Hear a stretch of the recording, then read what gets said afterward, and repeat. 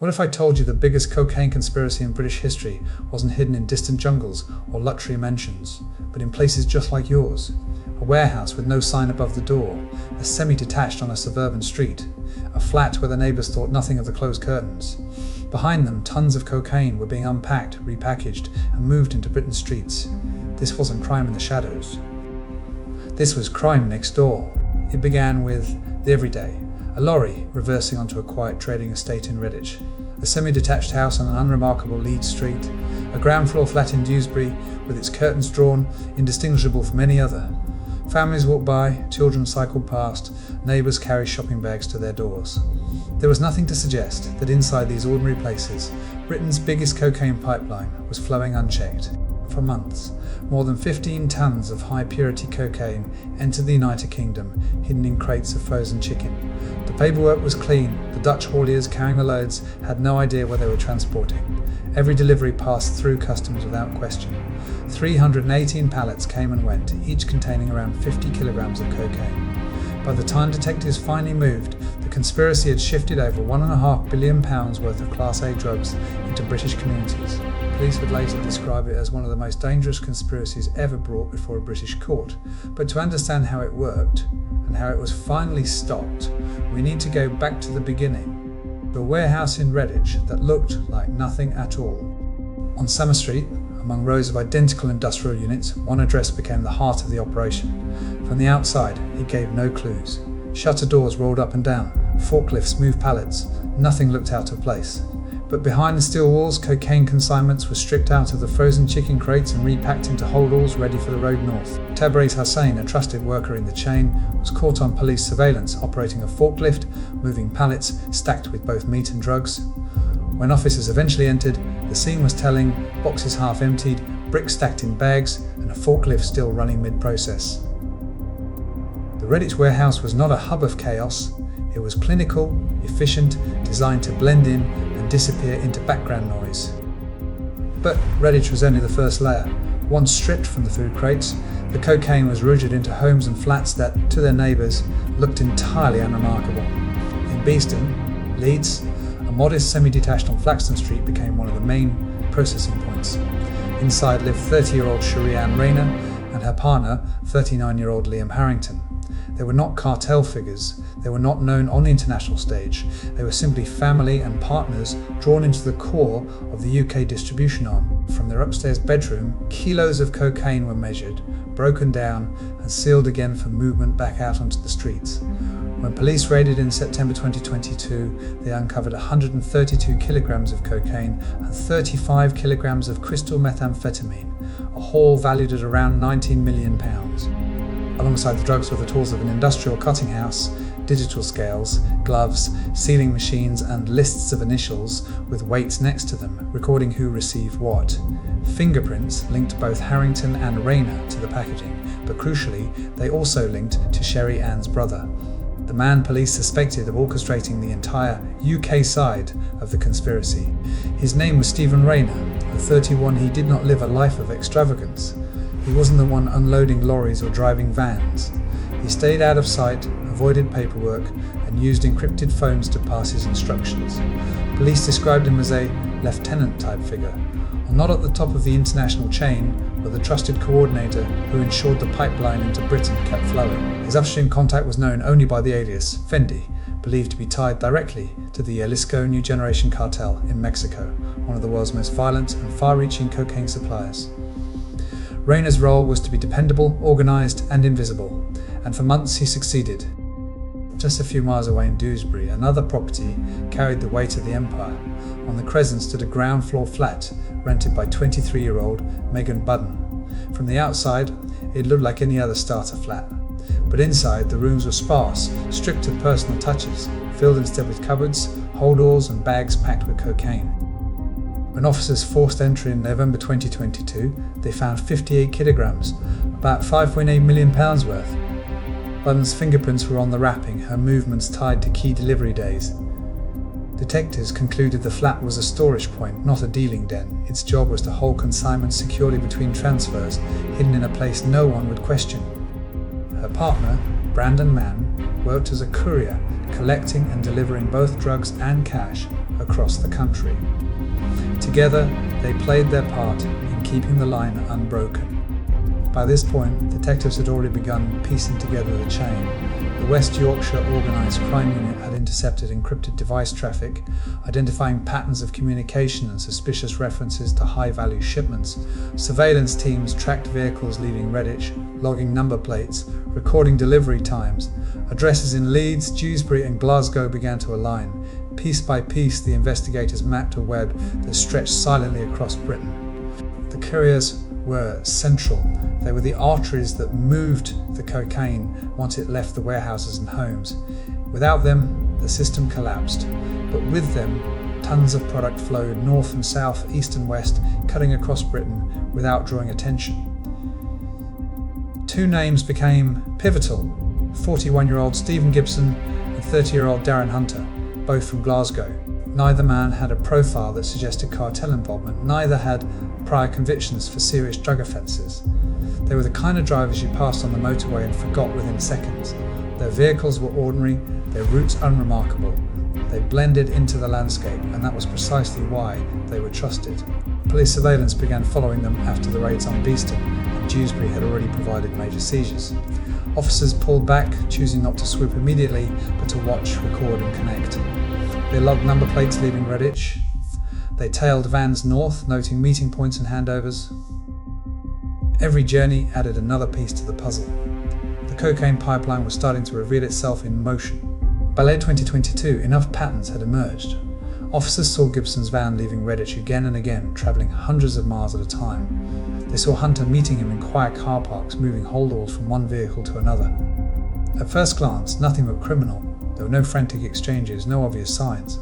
Just two men moving bags between cars. But each bag contained tens of kilos of cocaine, destined for further distribution in Scotland and beyond. The critical moment came on the 15th of December 2022. That morning, Gibson was seen leaving the Reddish unit in his van. Officers knew by now that each trip carried huge volumes. They followed him, noting every stop. At one location, he met Darren Hunter. Holdalls were lifted from the van and placed into the boot of a Toyota Corolla. Smooth, calm, practiced. It had happened many times before, but this time officers were ready. Minutes later, Gibson's van was stopped and searched. Inside was 75 kilograms of cocaine, sealed and stacked.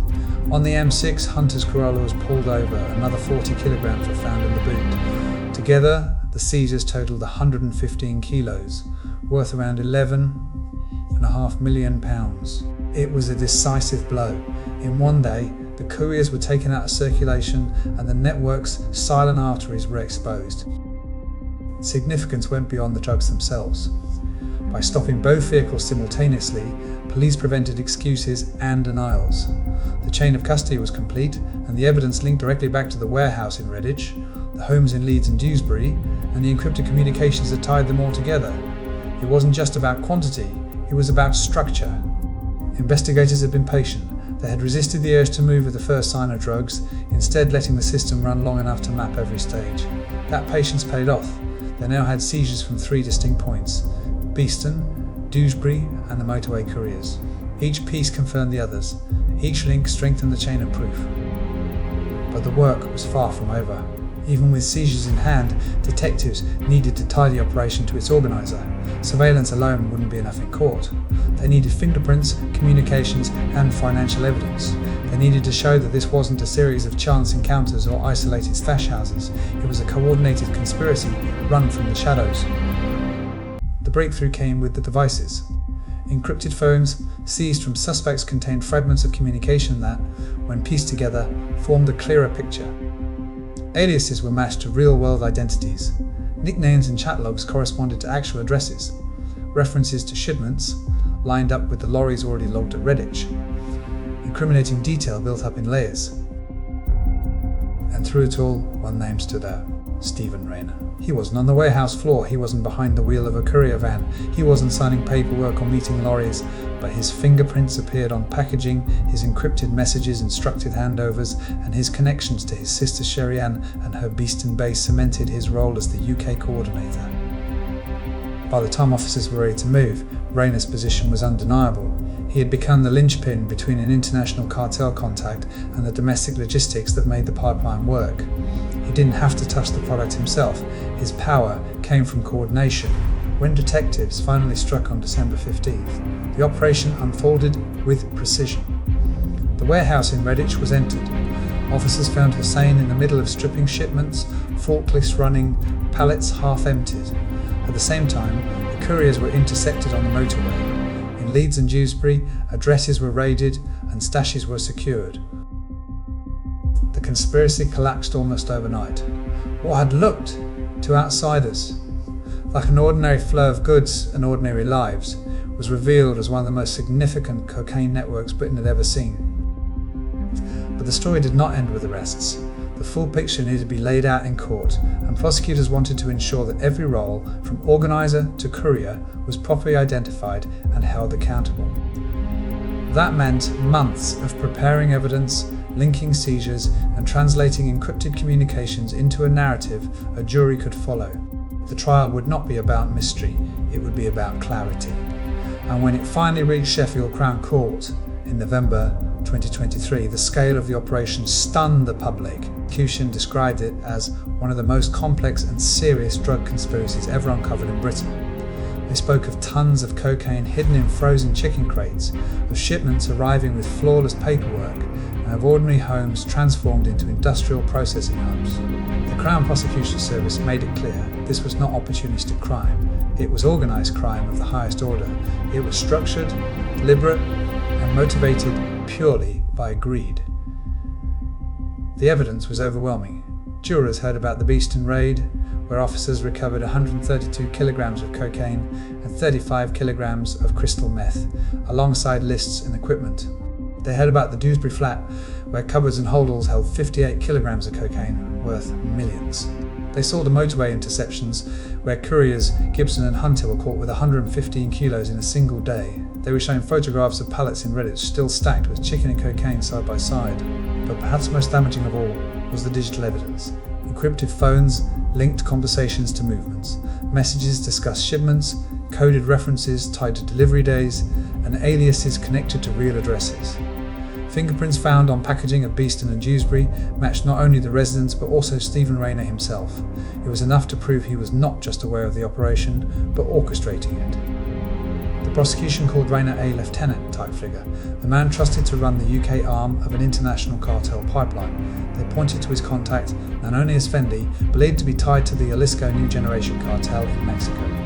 They explained how the cartel used trusted lieutenants in Europe not to make headlines but to move tons of cocaine quietly, reliably and profitably. Rayner's role was to keep the chain intact, to ensure every kilo moved from ship to street. In court, Rayner showed little emotion. He was 31 years old, a man who had hidden in plain sight while managing one of the biggest drug conspiracies Britain had ever seen. The judge handed him a sentence of 20 years. His sister, 30-year-old Cherie-Anne Rayner, was sentenced to 15 years for managing the Beeston hub. Her partner, 39-year-old Liam Harrington, received 3 years for his part in maintaining the domestic front of the operation. In Dewsbury, 23-year-old Megan Budden was given 2 years for allowing her flat to be used as a storage base. Her partner, Brandon Mann, awaited separate proceedings, but prosecutors made clear his role as courier had been critical. The couriers from Glasgow received heavy terms. Stephen Gibson, the man stopped with 75 kilos in his van, was sentenced to 12 years. Darren Hunter, found with 40 kilos in the boot of his Toyota Corolla, received 6. Tabriz Hussein, caught operating the forklift in Redditch, was scheduled for sentencing later, but his presence at the heart of the warehouse linked him irrevocably to the chain. In total, 58 years of prison time were handed down that day, with more to follow in subsequent hearings. The judge described the conspiracy as one of the most structured and dangerous he had ever seen, and he told the defendants that the damage caused by 15 tons of cocaine entering Britain was incalculable. For the investigators, the case marked the culmination of months of patient work. They had resisted the temptation to strike early, they had followed the chain to its couriers, its safe houses and its repackaging hubs. They had built an airtight case, one that showed not just drugs but structure, not just suspects, but conspiracy. That ordinariness was the mask, It allowed tons of cocaine to flow unnoticed. It kept neighbours unsuspecting and police at bay, until surveillance, patience and persistence finally brought it down. Even with the convictions, the case raises larger questions. How many other pipelines operate the same way? How many tons move through Britain every year, hidden in legitimate logistics, unpacked in rented flats, distributed from family homes? The cartel marks found on the bricks were more than just logos.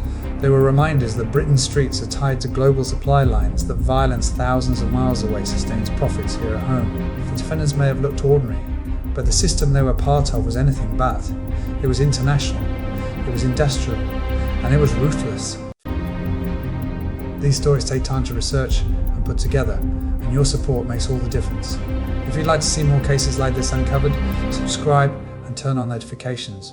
And if you found this case insightful, a like helps us share it with more people who care about true crime.